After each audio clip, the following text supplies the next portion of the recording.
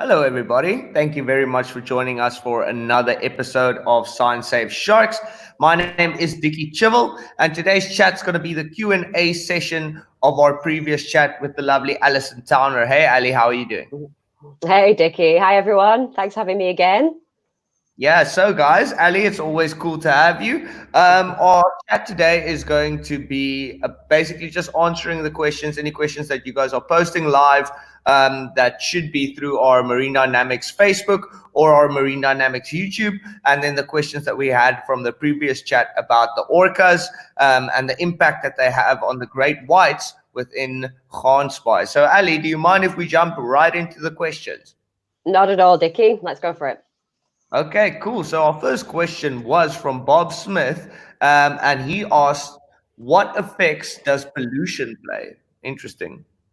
Yeah. Hi, Bob. Really good question. I think it's very relevant, very timely in that what effects does pollution not have? It's just, yeah, it's the topic of the hour. So here off the South African coast, there are, multiple sources of pollution. And I think the question is in relation to white sharks, but I would also like to extend it to the ecosystem that we have here with the other animals as well. Sure. So what we've personally observed with great whites in the past has largely been plastic pollution, some of the most sort of serious injuries on them, obviously combined with boat propellers. And so it was 2014, I think Kelly Baker and you spoke about it, Dickie, a few weeks ago on one of these live sessions. We had a juvenile great white, about a 2.5 meter female, and she Lucky.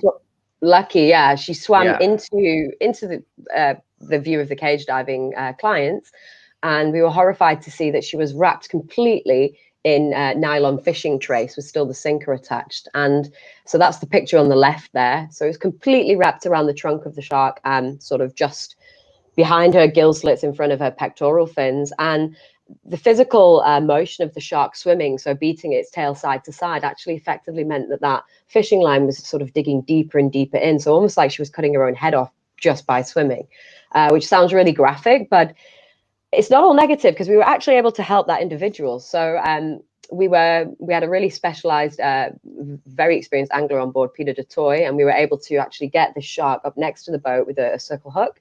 We're able to physically cut the nylon trace off her. And then delighted 2 years later, who appeared in the bay, the same shark. She gained weight, she was larger, but she still had the classic sort of dark black scar around her body. And unfortunately, that's not the first time I've seen that kind of injury. I mean, just in Mossel Bay, which is 300 k's down the coast from here, we were recently there for Shark Week, Dickie, and I almost thought it was the same shark, but it couldn't have been because it was smaller. And again, exactly that same injury. So fishing line is a problem, and we've got lots of projects running here, but particularly our fishing line bin project is really spearheaded the movement to try and get people that are using and angling to place their discarded line in versus on the beach. And I must say, most of the anglers are pretty good, but obviously when you've got holiday time and season, we get really high abundances of fishing line on the beaches. So yeah, that's the problem.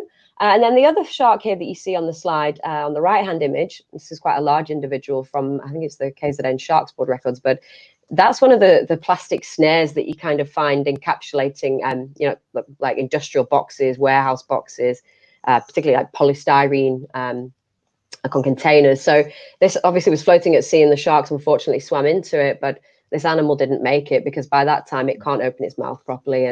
But like I say, it's not just the sharks that have succumbed to the plastic. I mean, and these are relatively hardy animals. So if you can remove the plastic from these guys, generally, they're going to make it.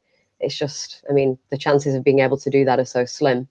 But our African penguins are really at peril from pollution. So just the smallest little things that you often don't even think about, like this individual on the left there was never really able to close its beak properly again. And that is just literally the stem of a soda bottle, the plastic piece that sort of goes around the neck there.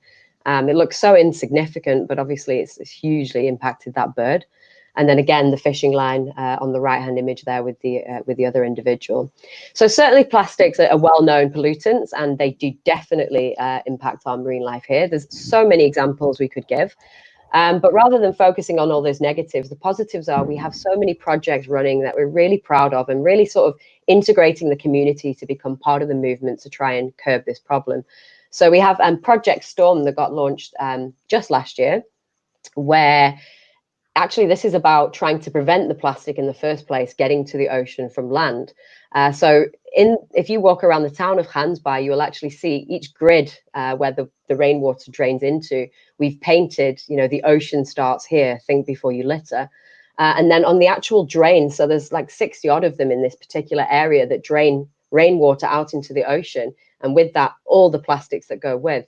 And so Wilfred Chivell, the CEO of the organization and Dickie's father, came up with this initiative from I think he saw another design overseas, getting local fishermen to supply us with nets, because we have the seining for sardine and anchovy here, and design a kind of mechanism that attaches to these storm drains and catches that plastic before it gets into the ocean. And the amount of pollution that we're able to just stop getting into the sea is it's incredible. It's actually a lot of work.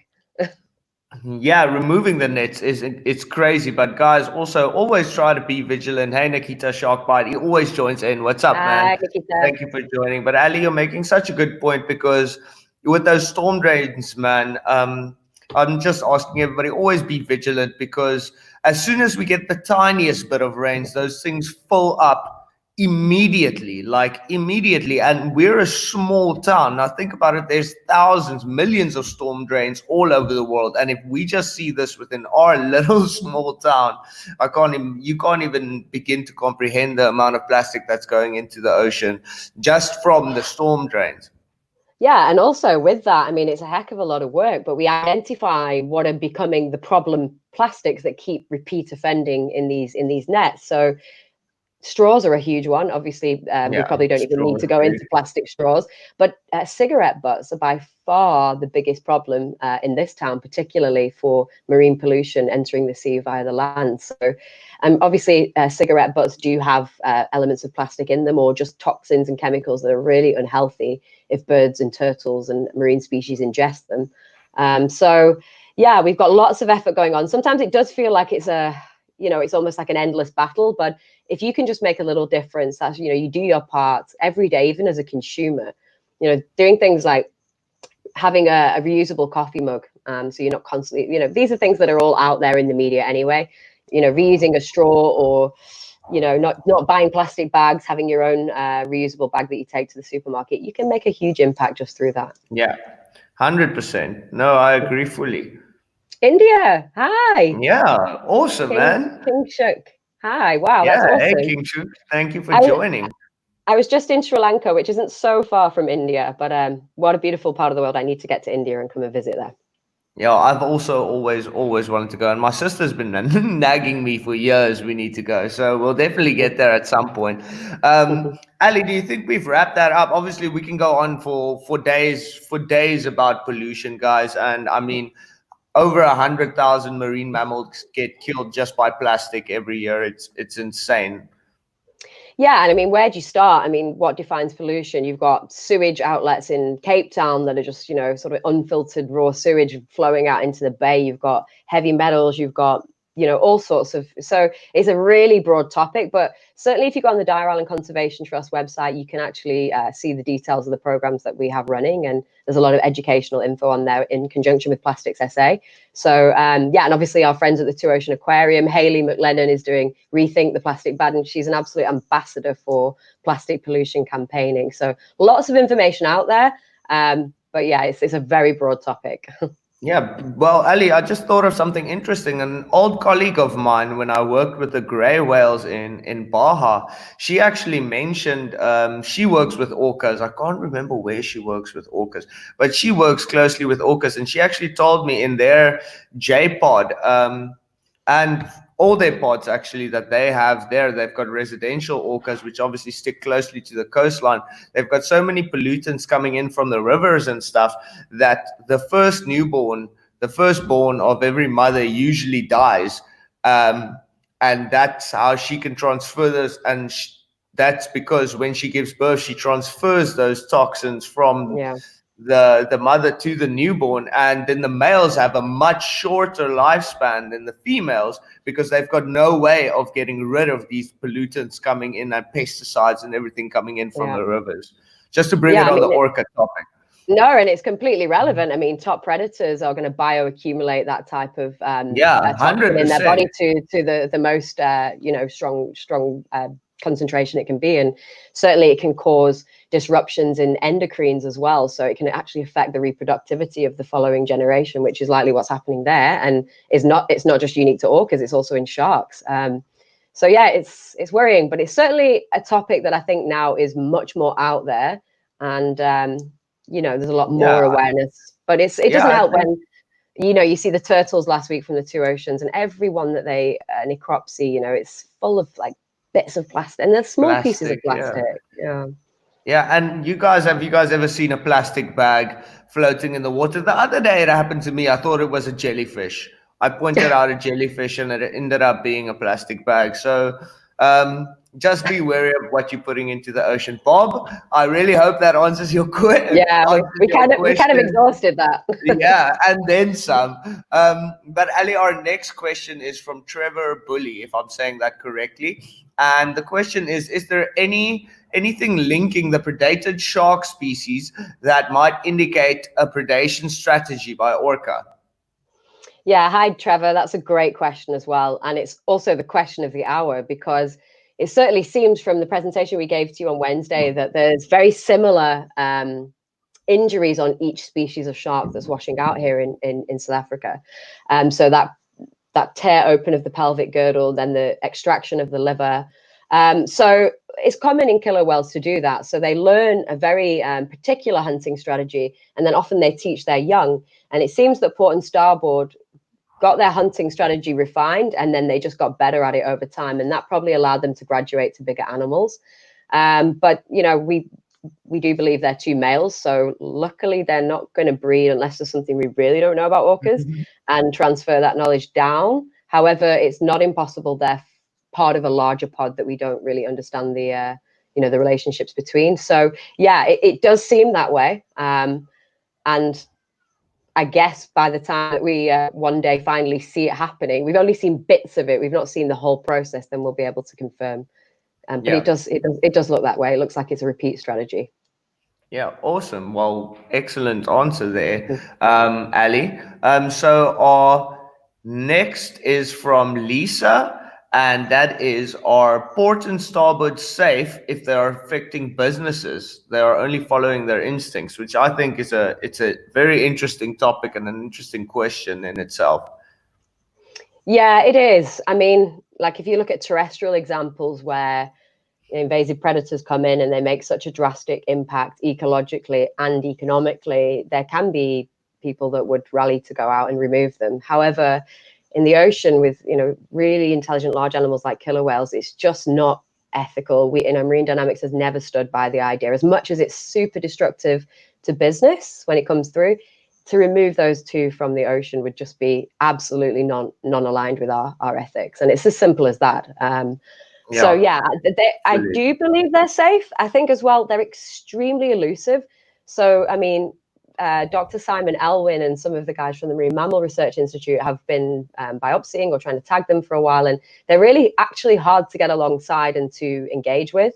Quite often, if we've tracked them at sea, we've lost them, and then we found that they're actually right behind us. They know exactly where we are, or they've completely split, and one of them's inshore and one of them's way offshore.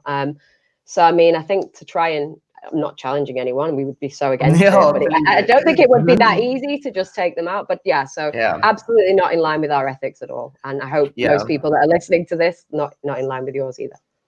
Yeah, and Ali, I think you nailed it in the head in the beginning by just saying it's as simple as that. Obviously, they are affecting businesses, they are affecting the ecotourism here, but they're such incredible animals, and ethically, that's not even an option. It's not even a thought. So it's as simple as that. But thank you very much, Lisa, because that is a very, very interesting question.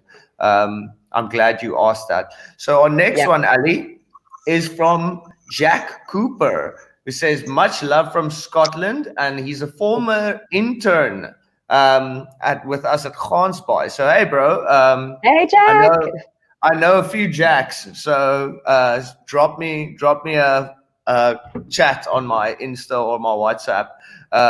and then we can catch up again. But yo, bro, you're saying incredible stuff. Any updates on where port and starboard might be now? I think it's still the same as last that we had this chat on Wednesday, isn't it, Ali?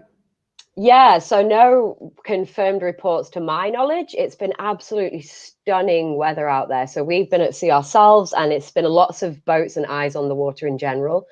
Colleagues of ours that would have eyes out looking for them also have been at sea. So I think if they were lurking around in this area, I imagine we'd probably see them. But then again, that's not to say. But yeah, the last confirmed report was there in Simonstown just around about 10, 12 days ago.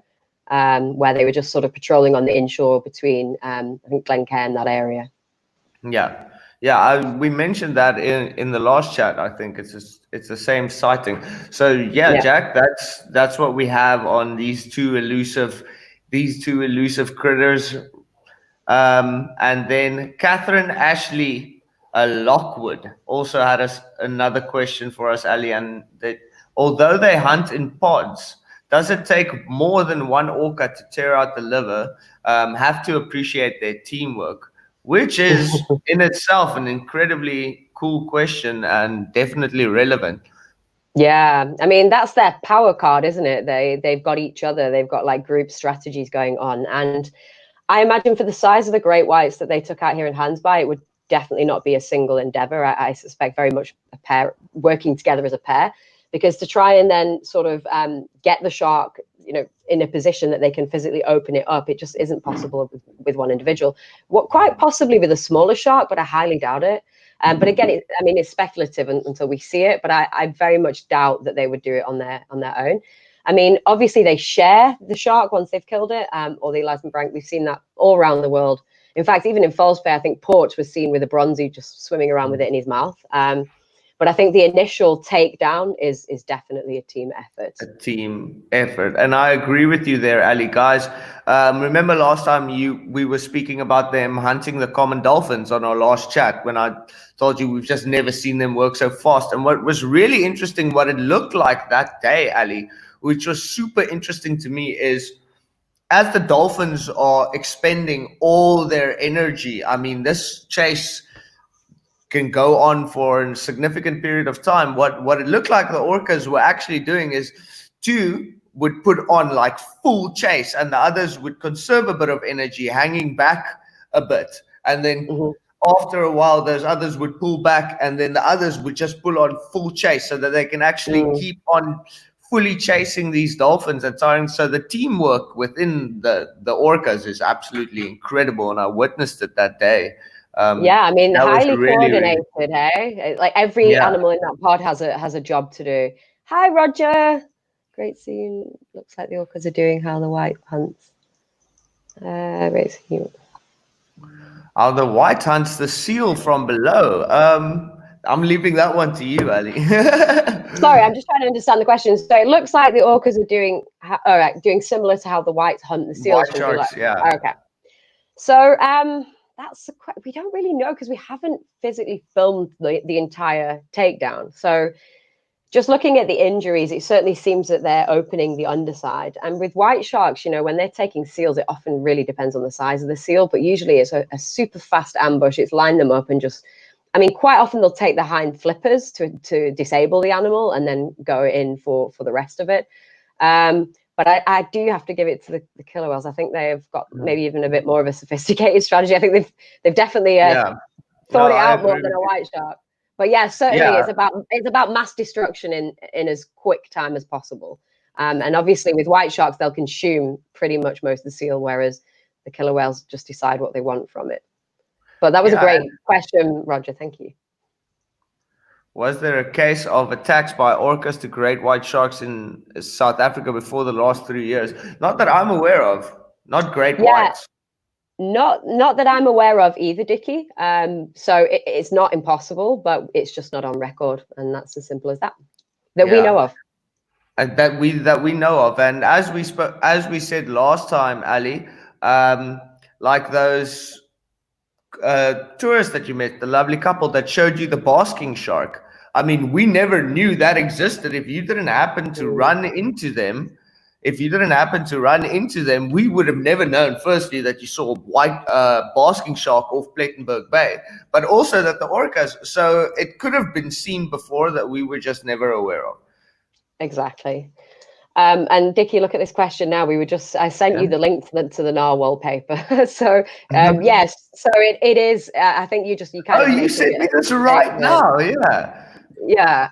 So well, exactly. I mean, that's what we were trying to get at with the last discussion as well. It's not new or surprising to science that when killer whales arrive in areas, they can have really profound effects on their preferred prey species, to the point that they either decimate populations or they cause them to completely shift. And so, yeah, there's various examples. I know the beluga whales in the Arctic, like serious distribution shifts in repeat presence of them. They're called the wolves of the sea for a reason. So absolutely, and not to vilify them, it's just they are extremely efficient at what they do, and they tend to hunt quite repetitively. They've got big calorific budgets to fulfill, I guess. So yeah, it is something that I think that often isn't put out there that simple, because it's almost like you want to eliminate absolutely everything else before you get to killer whales impacts, because it is such a highly charismatic thing, isn't it? You know, the two top predators, but it's not new to science. They do what they do. The wolves of the ocean. It's a lot more. It personifies the orcas a lot more than sea pandas. I can tell you that. Yeah, who came up with that? Yeah, but also, Ali, I think you're right when it comes to the questions that we received about the hunting, guys. It's speculative until we actually see it happen. You know what I mean? Until we witness it, which hopefully I hope I don't see. It's that thing. I hope I never see a orca take out a white shark, but it would be insanely interesting to see. Yeah, it's cool. Or orcas, actually, orcas. Oh, this is my family. This is my eldest brother, Andrew's lovely wife, Hannah. Hello, Towners. They're currently in the south, in France, in the Loire Valley, with their dog on a summer holiday. They're teachers. Hi. Awesome. Hey. Thanks for the support. Okay, cool, guys. So I don't think we have any more questions for today, guys, but thank you very much for tuning in. And always, please go check out our YouTube channel. And if you've missed any of our Science Save Sharks before, oh yes, and you guys can subscribe. If you guys subscribed from the beginning of the Science Save Sharks series till next week will be our last Science Save Sharks episode. It will be me and Ali and myself again, not me and Ali. And if you guys subscribe to our YouTube channel during this time, you will get a chance to win come to Shark Cage Dive with us, and that is valid for the next 3 years. So get yourselves in there, subscribe to our YouTube channel. Also, if you've missed any of our Science Save Sharks episodes, I believe they are on our YouTube or on our Facebook. I'm not sure exactly where to find them. I think it's on our Facebook or YouTube. But a lot of the things we did reference would go back to some of the things that we spoke about. But Ali, once again, thank you very much for joining us today. Yeah, I mean, we've had some really great questions, and don't feel the need to stop asking now. You can certainly ask more questions in the comment section, and then Karia will give that to myself and Dickie, and we can respond to you personally. But really nice to engage with so many people about this fascinating, albeit worrying topic. And yeah, this has been really great, really interactive, and nice to have all this support during such a difficult time with the pandemic here, where we're all kind of shore-bound most of the time, and kind of reaching out for some engagement. So thank you, everybody. Oh, and guys, on the update, Ali, we forgot this. We did not see a white shark yesterday, unfortunately, guys, and it was not for lack of trying. Oh, your mum just asked the question. How scary is that? That's family vibes going on. And that is disheartening. I mean, we were anchored behind Giza Rock, so just south of Dyer Island, for over 2 hours, and the wind was perfect, the current was perfect, absolutely no white shark. So I mean, it's just unheard of in that, if you go back just 8 years, 6, 7 years, you couldn't move for white sharks there. So particularly at this time of year, but we won't stop trying. And the success was we were able to at least find all of our acoustic receivers after that storm and replace them for the wonderful ATAP team. So that was a resounding success. Hi, Lindy. Hey, Lindy, Lives thank on you very much for Thursday. tuning in again. So cool. Yeah. Yeah, so guys, I think that's it from us for today. And join us again next week, Wednesday. So thank you for joining us. It'll be me and Ali next week, Ali and I next week, Wednesday. Cheers, guys. Okay. Thank you, everyone. Bye.